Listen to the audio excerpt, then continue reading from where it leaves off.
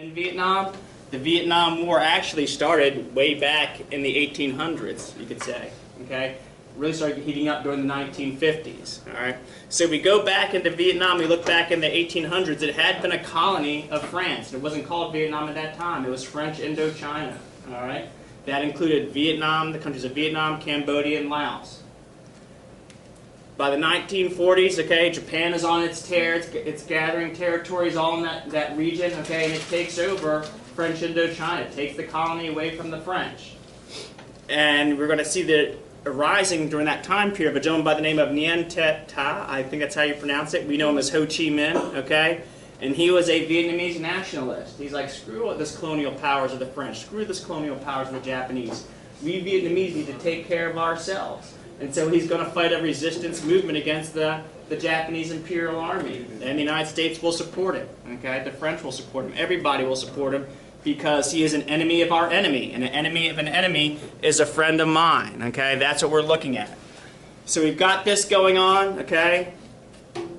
1930s, he establishes the Viet Minh forces, which are Vietnamese communist forces, again, to fight against the French and their colonialism. All right? Now, here's where things gets crazy. Is after the war. What's going to happen after the war? The Japanese lose, okay? The French are going to want their colony back, all right? Everybody wants their colonies back. The British want their colonies in India back. The French want their colonies in Vietnam back, so on and so forth. The Viet Minh, okay, and Ho Chi Minh are like, whoa, whoa, we've been fighting against all this aggression. We don't want to all of a sudden fall into somebody else's hands. We don't want this, okay? Now, while this is going on, remember, he had gotten himself sided with the communists, or he was himself a communist, but the country wasn't a communist country. Ho Chi Minh was communist because he wanted to look after the people's rights. He believed in the kind of the philosophy of communism, okay? Coming from an environment where you are controlled by a power, you're going to look for something that helps equalize the relationship between the haves and the have-nots. And that's why he was a communist, okay?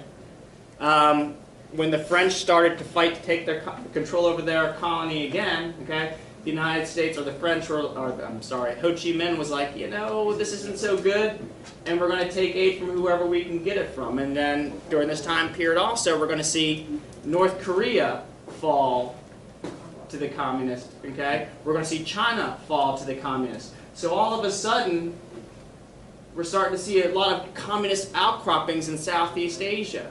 And we don't like that, okay? Again, we're all pro-democracy. You want to keep things, you know, free elections and all that other kind of fun stuff. And we're going to kind of get fearful that if this issue of communist in Vietnam, Bria, isn't kept in check, okay, we are going to find ourselves in a situation where the communists are going to control all that area. We're fearing that if one country falls to the communists, then another, then another, then another. And this idea is known as the domino theory, okay?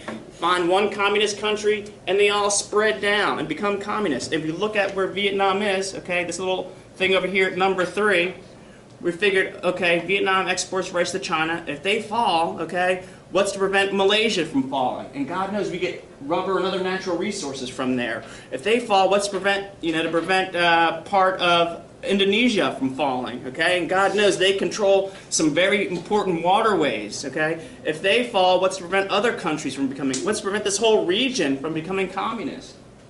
And this is a big shipping region even to this day, okay? A lot of materials are shipped through that area, and if it's controlled by the communists, not only they control natural resources, they control waterways, they can impact our trade.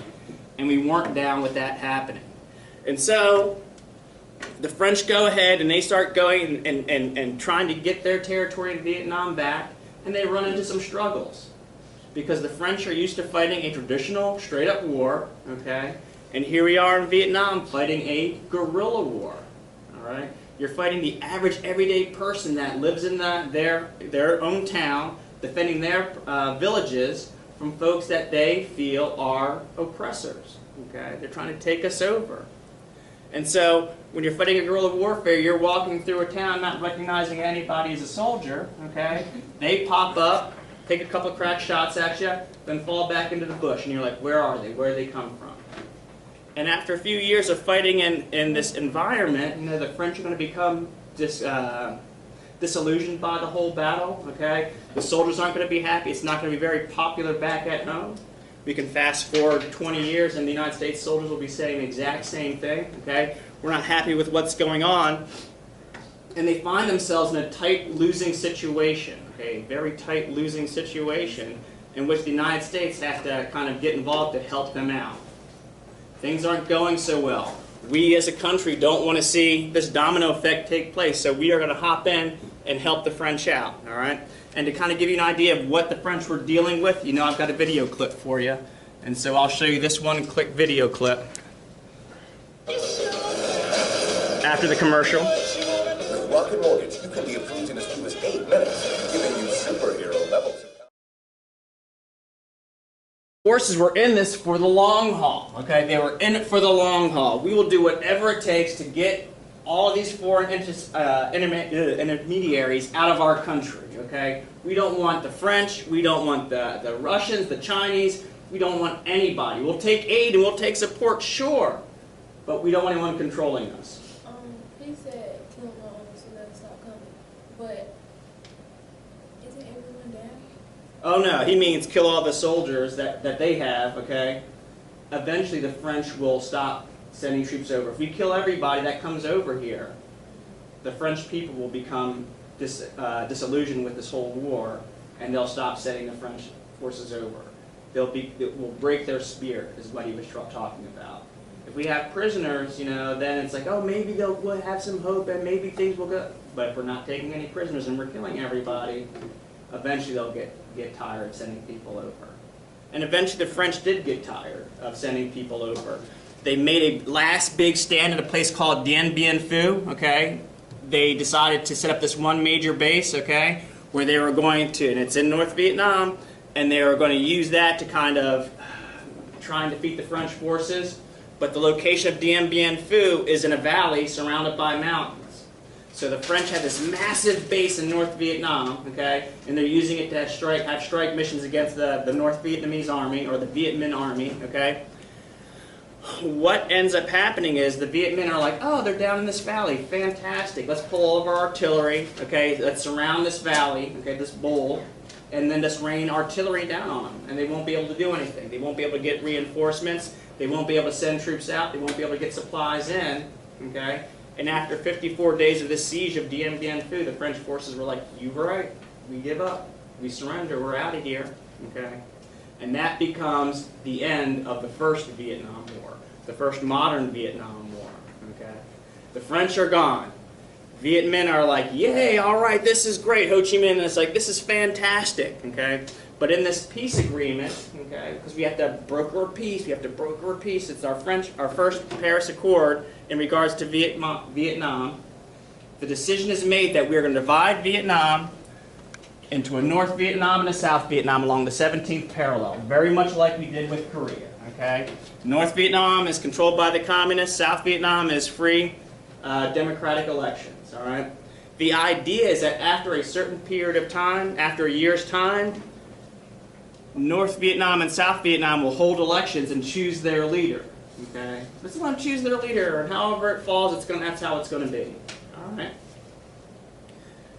Ho Chi Minh, backed by the communist Chinese Mao Zedong in the north. We've got Nguyen Diem in the south. Try and say that 10 times fast. Backed by Eisenhower and eventually backed by Kennedy. Okay. Now Diem, for his part, recognizes that he's this little he's a punk, but he's kind of arrogant. All right. Doesn't listen to his people, and he recognizes that Ho Chi Minh has got the popular support. Ho Chi Minh is going to, if we were to have an election, more people would be backing Ho Chi Minh than backing me. And why are they backing Ho Chi Minh? It's because we are a very poor country, and Ho Chi Minh is offering stuff to the people, okay? Everybody will have farm, everybody will have food, everybody will have what they need, okay? And I don't want everyone to have what they need. I want to have a nice fancy car for myself, take care of my friends and my family, yada, yada, yada. So as opposed to going ahead and having these elections, Diem puts himself in as the president of South Vietnam and kind of says, hey, we're not going to have any kind of elections. In fact, we want to kick any of the communists out of South Vietnam. And you know what? We want to kick Ho Chi Minh out of office in North Vietnam as well. All right. So Ho Chi Minh is back to raising an army, okay, controlling the north, and fighting, okay, fighting to kick out or fighting to gain control of South Vietnam. He wants to unite Vietnam as one solid country. If it happens to be under communism, so be it. Okay. In the early days, he would have taken the Americans' help, and had we sided with them in their battle against the French, okay, it wouldn't have been any big deal. We, however, were all anti-communist, and because Ho Chi Minh was a communist, we couldn't get behind him and back him in his efforts. Instead, we're going to go ahead and send military aid to help Diem fight the communists. We're going to start off with our good old advisors, okay, the special forces getting down there, and everything is going to go fairly okay, except for the fact that Diem is very corrupt and his people are speaking out against him. We've got all sorts of protests against him in the South and his control, his totalitarian type control over the people, all right? We love to back a good old dictator. We really, really do.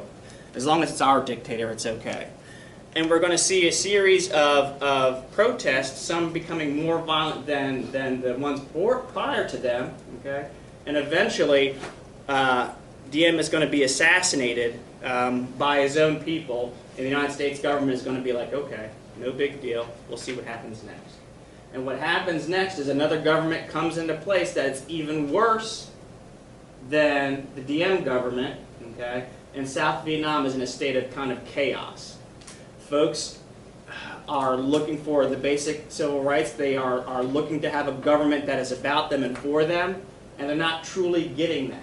Okay? They're getting a government where bribes rule the day. They're getting a government where all of a sudden you can be sitting down, okay, enjoying your lunch, and they come in and they say, hey, congratulations, you're drafted now, you're in the Army. Or this is our land now, we're going to use it to build ourselves something. Okay? No due process or anything like that.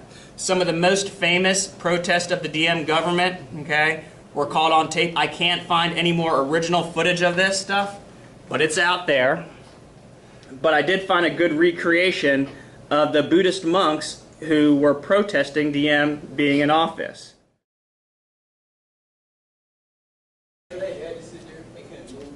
That's how focused they were and how determined they were to prove their point. You can almost compare it to those guys that said at the Tepic Bridge and on the March to Selma, those guys in the front, I know I'm going to get hit in the head with a stick. I know I'm going to get hit in the head with a stick, but I am determined to fight for my rights however I can, right? Using this non-aggressive method, okay?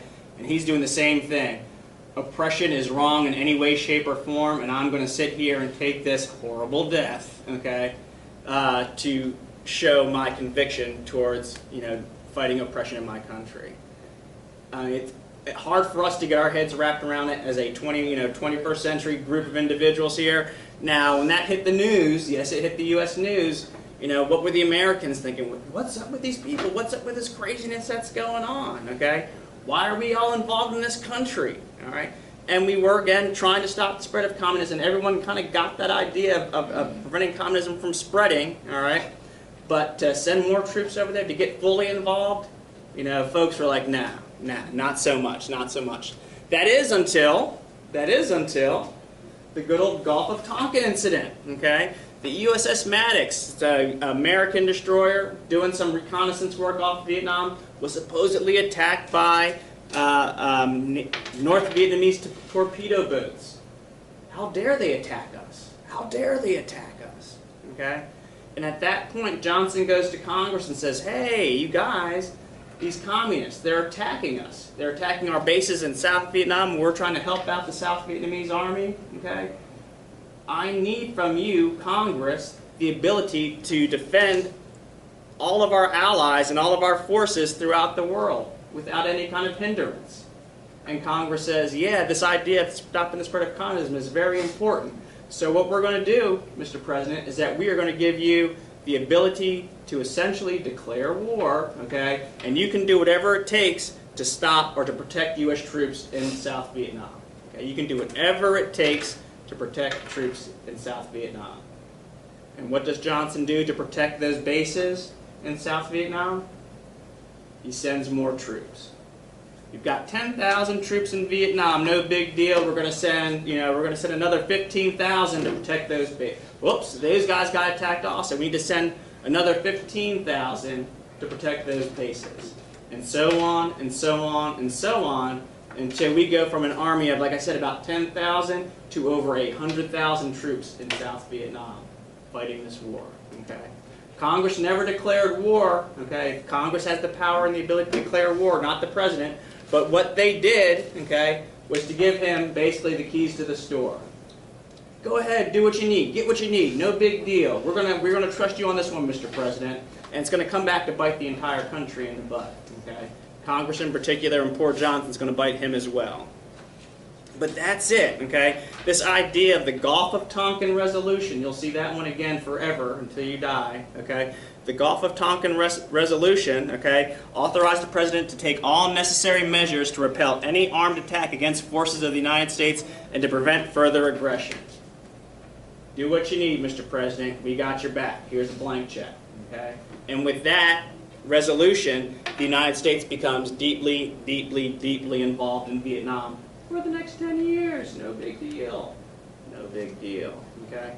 We'll look at tomorrow the America's tactics while fighting in Vietnam. Okay, we're going to continue to fight a guerrilla war with the North Vietnamese. We've got some other tactics that we're going to use, and then we'll do my favorite part, and we'll look at the whole selective service process.